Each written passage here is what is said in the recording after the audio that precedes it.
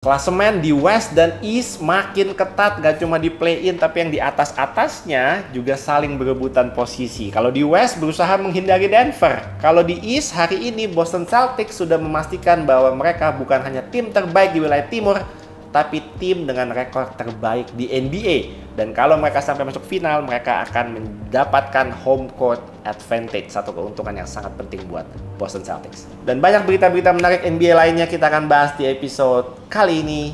Selamat menonton.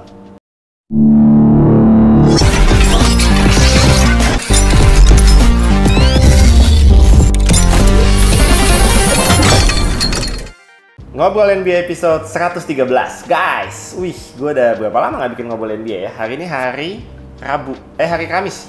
Hari Kamis jam 11 siang. Gue kemarin hari Selasa baru balik dari KL. Hari Rabu kemarin istirahat seharian. Hari ini hari Kamis, nanti sore gue udah harus berangkat lagi ke Korea. Flightnya jam 7, gue jalan ke airport jam 4. Jadi sekarang jam 11 keburu lah bikin satu episode ngobrol NBA. Mudah-mudahan nanti sempat ngedit di airport dan nanti malam udah bisa tayang episode yang kali ini. So, episode ngobrol NBA 113. Kita sudah mendekati babak playoff, guys. Gila, tinggal 17 hari lagi. 17 hari lagi masuk babak playoff. 2 minggu lagi masuk babak play-in.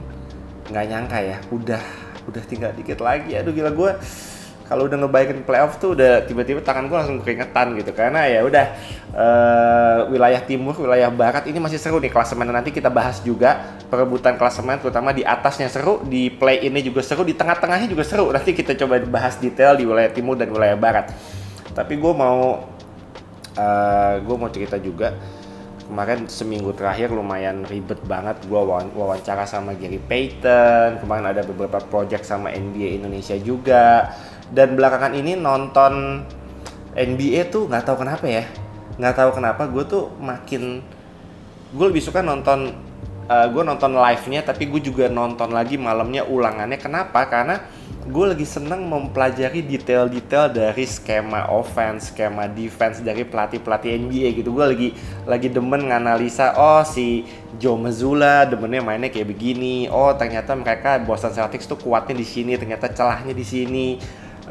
Lagi seneng ngebaca play, mulai dari screen, berbagai macam screen yang dimainkan. Contohnya kayak Golden State Warriors, mereka mainin staggered screen, elevator dan lain-lain. Gue pengen tahu tuh pergerakan semua screen demi screennya gimana, dan semakin kesini semakin gue mempelajari detail semua pergerakan pemain dan skema offense X and O's yang dijalankan sama pelatih-pelatih itu.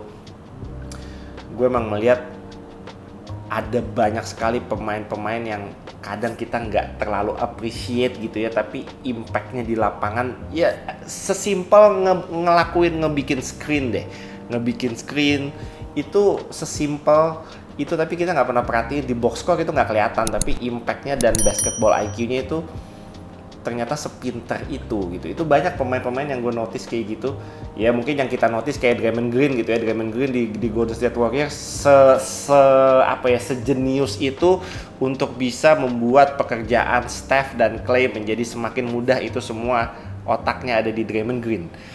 Jadi ya itulah, gue jadi nonton NBA tuh makin detail banget dan makin kayak makin kritis gitu. Kok ini harusnya kesini ya, nih salah nih, harusnya tadi pasti maunya begini tapi dia kayak kesana. Itu jadi makin puyeng gue nontonnya sebenarnya. Oke, berita-berita selingan di NBA itu Vince Carter dan juga Chauncey Billups akan terpilih menjadi Hall of Famer ya tahun ini, Naismith Hall of Fame. Congrats buat Vince Carter, Chauncey Billups. Gue ngefans sama dua-duanya. Vince Carter ngefans, Chauncey Billups zamannya Detroit Pistons, Bad Boys 2.0 bareng Rip Hamilton, Chauncey Billups, Tayshaun Prince, Rasheed Wallace, Ben Wallace. Oh itu udah the best year sebagai fansnya Detroit Pistons. Kalau sekarang kan jadi fansnya Detroit Pistons kan lagi pada di Goa semua ya. Tapi 2004, 2005 itu the best, dan Chauncey Billups itu salah satu pemain yang sangat-sangat penting buat di masa-masa kejayaan Pistons di tahun 2000-an. Terus ada Caitlin Clark bro. Caitlin Clark ini kan benar-benar lagi bukan hype ya, dia emang jago sih. Dia tuh kan Stephen Curry-nya women's basketball ya.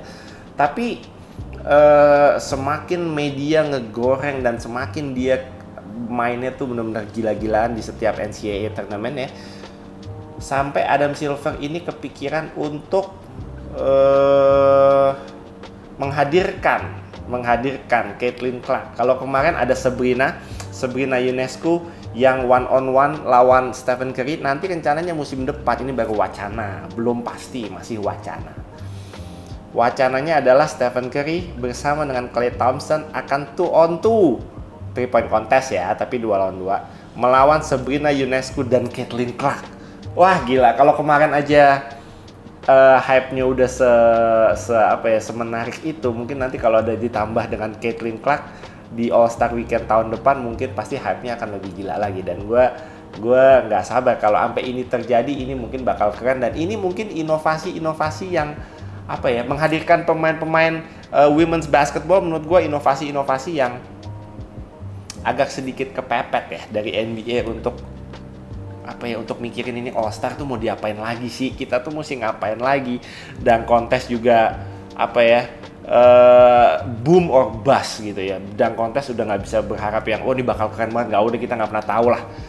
3 point contest setiap tahun stabil, menurut gue stabil, hype-nya ada, excitement-nya selalu menarik, setiap tahun nggak pernah fail kalau 3 point contest. Skills challenge kemarin dengan adanya visual di LED floor dan lain-lain, menurut gue jadi semakin terlalu high tech dan menghilangkan esensi basic dari skills challenge itu sendiri ya. Tapi mudah-mudahan nanti All Star tahun depan bisa dibikin lebih menarik lagi. Terus berita lagi, Rajon Rondo akhirnya memutuskan untuk pensiun ya. Gue jadi keinget ya, kemarin nonton podcastnya Mind the Game, LeBron James sama JJ Redick. Teman-teman yang suka sama NBA, yang pengen tahu pembahasan tentang NBA nggak cuma kulit luarnya doang ya, nggak cuma Stephen A. Smith, Shannon Sharpe dan lain-lain, tapi sampai benar-benar detail dalam-dalamnya, X and O's-nya, belajar dari otak pemain sekelas LeBron dan juga JJ Redick gitu ya. Teman-teman nonton deh podcastnya itu, Mind the Game. Sekarang udah sampai episode 3. This is 5 on 5. And yes, if you have an opportunity to have a favorable matchup and you can beat your man, but realize something. Most great teams are going to send help. And can you make the right reads? Can you make the right reads? Can you instill confidence in your teammates to win?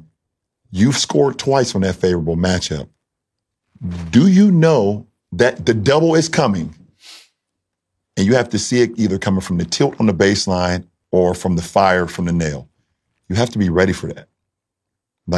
And it takes time for guys. And some guys don't want to learn and won't learn because they just want to play ones. Lu nonton 15 menit awal aja lu udah berasa pengen jadi pelatih, tau gak lu? Saking bener-bener deep dan detail banget pembahasannya. Jadi buat temen-temen yang pengen lebih mencerna NBA dari sisi seorang pemain, apalagi pemain ini sekelas LeBron James, jangan sampai melewatkan podcast Mind the Game. Ada di YouTube gratis, itu daging semua podcastnya, asli 1 jam daging bener-bener daging. Gue bener-bener itu game changernya podcast basket tuh, itu tuh Mind the Game, gokil itu. Gue jadi ingat di podcast itu LeBron itu ditanya sama JJ Redick, kalau lu ada pemain yang lu bisa gimana ya, misalnya pelatih nyuruhnya, pelatih udah ngedesain set play-nya misalnya A, tapi di lapangan ketika A itu nggak bisa berjalan, siapa pemain yang bisa ngeflip set play itu menjadi plan B-nya gitu ya, plan B-nya tanpa harus berpikir dan benar-benar udah otomatis. Itu LeBron bilang salah satunya adalah Rajon Rondo. Rajon Rondo di ketika Lakers menjadi juara di bubble ya, itu menjadi satu faktor penting secara basketball IQ, secara court vision dan lain-lain. Itu LeBron sangat-sangat appreciate seorang Rajon Rondo itu benar-benar apa ya, otaknya tuh jalan banget, dan dia benar-benar bisa mempersiapkan plan A, plan B, plan C ketika di lapangan tanpa harus, ketika satu plan itu tidak bisa bekerja, Rajon Rondo itu bisa ngeflip plan itu dengan basketball IQ-nya dia. Berita yang lain, Joel Embiid kemarin sudah, hari ini hari Kamis, kemarin comeback-nya kemarin hari Rabu. Setelah comeback dan ngalahin OKC sayang. Hari ini OKC kalah lagi tadi lawan Boston Celtics, nanti kita bahas dikit. Embiid kemarin cetak 24 poin ngalahin Thunder, dan Embiid juga baru saja menandatangani kontrak dengan sepatu Skechers. Jadi Embiid akan menjadi brand ambassador untuk basketball lainnya Skechers. Ya kita tahu lah Skechers, anak gua zaman masih kelas 3 SD tuh kalau sekolah pakainya Skechers tuh. Skechers salah satu sepatu yang pertama kali ada di otak ketika mau masuk sekolah nih butuh sepatu baru tuh Skechers tuh belinya tuh. Karena mesti pakai sepatunya warnanya hitam polos kalau di sekolah anak gue, di SD anak gue. Jadi Skechers selalu ada di urutan pertama kalau ngurusin sepatu sekolah. Tapi sekarang udah mulai merambah ke dunia basket. Udah mulai ada beberapa atlet yang mereka sign. Sebelum Joel Embiid itu ada Julius Randle, terus ada Terrence Mann juga tuh pemainnya Clippers, itu juga udah sign sama Skechers, dan sekarang wajahnya adalah Joel Embiid. Ya nanti kita coba lihat lah. Gue sih nggak apa ya, baca berita ini tuh yang kayak Skechers ya, kayaknya nggak tahu, kayaknya bukan basket aja gitu. Jadi mudah-mudahan nanti ada gebrakan apa gue belum tahu, tapi Embiid kemarin ketika comeback di game pertamanya lawan OKC sudah memakai sepatu Skechers-nya dia. Ya penampilannya sih sebenarnya biasa-biasa aja ya. Apakah teman-teman tertarik untuk membeli signature shoes-nya Embiid Skechers? Ya gue nggak tahu. Tapi itu kemarin Embiid sudah comeback, dan gue happy banget Embiid sudah balik lagi ke lapangan. Sixers sangat-sangat membutuhkan Embiid. Kemarin nggak ada Embiid kalau nggak salah udah amburadul Sixers. Menangnya cuma 14 kali, kalah 27 kali kalau nggak salah. Pokoknya banyak banget ya kalahnya deh. Dan udah merosot terus sekarang sampai di zona play-in ya. Maxi-nya kemarin 2 game nggak main, tapi paling nggak Embiid-nya udah main dulu. Maxi mudah-mudahan next game-nya udah bisa main lagi. Oke, Sixers harus benar-benar back on form nih sebelum masuk babak playoff. Embiid, Maxi sehat semua, mudah-mudahan sampai babak playoff mereka bisa ngegas lagi. Tapi play-in nih, mereka sekarang ada di play-in. Jadi belum bisa dibilang pasti masuk playoff juga sih sebenarnya, tapi paling nggak Embiid udah balik dulu lah ya. Oke, tanpa perlu berpanjang-panjang. Anyway, karena nanti sore saya udah ke KL udah kemarin. Nanti sore saya ke Korea. Tanggal 4. Hari ini tanggal 4 sampai dengan tanggal 12. Jadi 8 hari di sana. Jadi gue nggak akan bikin ngobrol NBA dulu mungkin ya, tapi gue akan tetap ngebawa kamera gue, dan gue sudah punya mainan baru, mainan yang amat sangat gue sayangi sekarang. Ini adalah DJI Pocket 3 yang gue pakai kemarin di ngevlog di KL. Oh gila, ini sangat-sangat praktis banget ngevlog pakai ini. Gue ngevlog aja kemarin di KL sampai 2 jam durasi vlog gue. Itu ada ngevlog di toko-toko basket dan lain-lain, which is gue sudah siapkan. Ini gue bawa nih DJI ini, ini penyelamat gue nih kalau ngevlog nih, dan gue bisa bikin konten YouTube juga sebenarnya pakai ini nanti, ngobrol NBA pakai ini. Walaupun gue bawa kamera Sony gue, tapi ini kualitasnya bagus sekali, sumpah ini bagus sekali beneran. Gue udah menyiapkan 3 video, which is video yang ini ngobrol NBA 113, gue tag sekarang. Terus gue nyiapin 1 video cek ombak, gue juga akan tag sekarang, tapi tayangnya mungkin nanti hari Senin atau Selasa. Dan gue sudah menyiapkan video vlog kemarin gue di KL untuk konten gue datengin toko-toko basket. Tuh ada Hoop Station, ada tokonya Anta, ada tokonya Lining dan lain-lain. Itu gue siapin juga dan akan tayang besok video vlog di KL. Jadi gue udah siapin 3 video untuk 8 hari ke depan gue bakal absen. Oke, tapi nanti di Korea mungkin gue akan siapin juga beberapa konten menarik. Tentunya kalau gue datengin ke toko-toko yang menarik, toko-toko basket yang pasti ada tema basketnya, nanti gue akan nge-vlog juga. Oke, kita tanpa perlu berpanjang-panjang, kita akan menutup episode 113 ini dengan melihat klasemen yang diupdate kemarin, tanggal 3. Sekarang kan tanggal 4. Ini klasemen per tanggal 3. Tapi per hari ini tadi, Boston Celtics menang lawan OKC Thunder, memastikan bahwa Boston Celtics akan menjadi tim terbaik di NBA dengan rekor terbaik di NBA. Bukan cuma di wilayah timur, tapi di NBA. Yang artinya nanti di babak playoff sampai dengan babak final, kalau mereka masuk final, mereka akan dapetin home court advantage. Itu keuntungan yang sangat-sangat penting buat Boston Celtics. Jadi congrats buat Boston Celtics, buat Celtics Nation, fans-fansnya Boston Celtics di Indonesia. Kalian sudah resmi menjadi tim terbaik, bukan cuma di wilayah timur, tapi di NBA. Bukan tim terbaik, tim dengan rekor terbaik. Karena kalau ngomongin tim terbaik itu sensitif. Ada yang bilang Denver Nuggets, ada yang bilang Celtics. Jadi tim dengan rekor terbaik di NBA itu adalah Boston Celtics. Keren. Atlanta Hawks tadi juga hari ini menang dan memastikan menggugurkan Brooklyn Nets untuk masuk ke zona play-in di wilayah timur. Jadi di wilayah timur tim nomor 1 sampai 10-nya sudah fix. Tidak ada yang bisa nyalip dari posisi 11 naik ke 10, sudah tidak bisa. Sudah close. Jadi Atlanta Hawks congrats juga, masuk paling tidak masuk, masih bertanding di zona play-in dulu. Oke, kita cek di wilayah timur dulu kali ya. Oke. Kita cek di wilayah timur, Boston Celtics again di posisi 1 sudah tidak bisa digeser, sepertinya sudah fix di posisi 1 wilayah timur dan posisi 1 di NBA in total. Posisi 2 ada Milwaukee Bucks, ini yang seru nih. Posisi 3, 4, 5 itu ada Cavs, ada Orlando Magic, ada New York Knicks, itu seru. Kemarin ada yang bertanya sama gue, kalau posisi 3, 4, 5-nya ini tiebreaker tuh gimana? Jadi kalau misalnya nanti skenario-nya Cleveland, Magic sama Knicks itu rekor menang kalahnya sama di akhir musim, itu apa yang terjadi? Itu berarti Magic akan naik ke posisi 3 karena Magic itu memimpin di divisi Southeast. Jadi kalau division leader itu otomatis akan rankingnya lebih tinggi. Jadi Magic kalau sampai nanti seri sama Cavs sama Knicks, itu nanti Magicnya yang naik ke posisi 3. Oke, posisi 6 Indiana Pacers, posisi 7 ada Miami Heat. Tadi Indiana Pacers kalah dan Indiana Pacers sekarang turun ke zona play-in. Ini per hari ini ya, per siang ini, hari Kamis jam 11 siang. Terus di bawahnya ada Sixers, ada Chicago Bulls, dan ada Atlanta Hawks yang sudah pasti masuk zona play-in. Yang masih bisa masuk zona playoff, menurut gue tinggal Sixers. Kalau bisa nge-push banget Sixers, Miami Heat sekarang udah naik karena Indiana Pacers-nya turun ke zona play-in. Jadi itu masih bisa tukar-tukaran.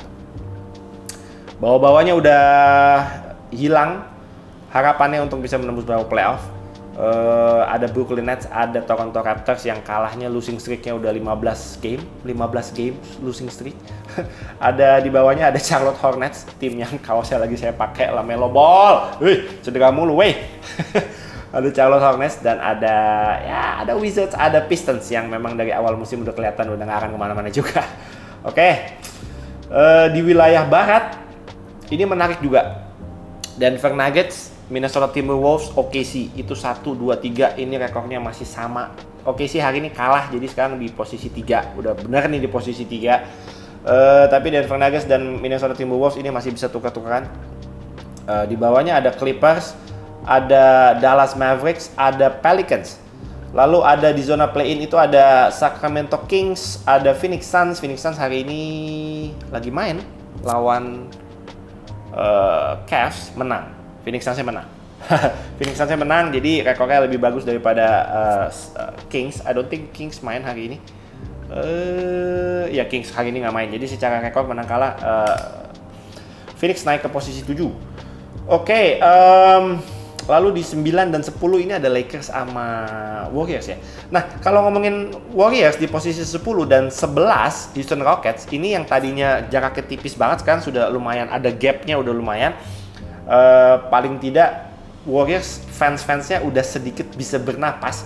Karena di posisi 11 Rockets ini nanti masih ada satu kali head to head ketemu Warriors lawan Rockets, which is the next game. Next game-nya itu Warriors ketemu sama Rockets. Menurut gue, game itu akan menjadi penentuan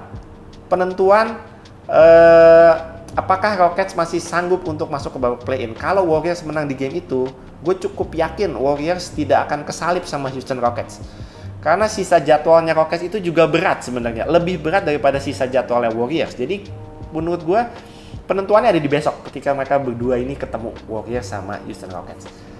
Oke, Lakers juga lagi hot banget. Lakers lagi menang berapa tuh? Dari 9 game 9 game terakhir Lakers itu menang 8 kali dan hanya kalah 1 kali. AD keren, LeBron keren, sempet 9 kali 3 point kemarin, ampun. Jadi udah siap buat persiapan buat playoff ya, walaupun sekarang posisinya masih di 9 dan 10. Ini gue lagi bayangin ya, kalau Lakers dan Warriors tetap di 9 dan 10, berarti kita tidak akan melihat salah satu dari antara Steph dan LeBron di babak playoff. Karena 9-10 kalau ketemu dan salah satunya kalah ya udah bubar. Jadi ada kemungkinan kita tidak akan melihat LeBron, AD dan kawan-kawan atau Steph di babak Clay, Draymond, Kuminga dan kawan-kawan di babak playoff. Jadi sampai sejauh ini sih ya skenario-nya masih seperti itu. Nggak tahu nanti kalau ada Lakers bisa nge-push naik ke 8 itu juga nggak tahu juga. Jadi klasemen masih terus memanas bro sampai dengan akhir regular season yang tinggal beberapa minggu lagi, kurang dari 1 bulan. Jadi kita mempersiapkan babak playoff, kita liburan dulu, kita annyeonghaseyo dulu di Korea ya. 1 minggu kita makan pokoknya. Gue nggak mau belanja apa-apa, kemarin belanja udah habis-habisan di KL asik buat belanja. Korea nanti makan. Anak gue mau ke Jurkot bentar lagi, jadi mesti naikin berat badan biar bisa bumping big man. Oke, guys, segitu aja episode yang cukup singkat di episode 113. Teman-teman kalau punya komentar, punya topik-topik apa yang mau kita bahas di episode selanjutnya, langsung aja gas di kolom komen, kita ramaikan kolom komen. Kalau punya opini-opini seputar topik-topik yang tadi gue bahas juga langsung gas aja di kolom komen. Nggak ada komentar benar, nggak ada komentar salah. Kita di sini sama-sama belajar dan kita belajar untuk menghargai setiap komen yang masuk. Oke guys, gue izin pamit dulu. Gue nanti sore mau berangkat, jadi I'll see you guys very soon. Mudah-mudahan gue sempetin nanti bikin 1 episode ketika gue lagi di Korea. Mudah-mudahan banget ya, tenang. Ada DJI Pocket. Ini cakep ini. Thank you guys for watching. Selamat berpuasa yang menjalankan ibadah puasa, dan nanti minal aidin wal faizin, mohon maaf lahir dan batin buat yang teman-teman muslim yang merayakan lebaran. Selamat pulang kampung buat yang pulang kampung, selamat holiday liburan buat yang akan liburan ya. Oke, I'll see you guys on the next episode. I'm out.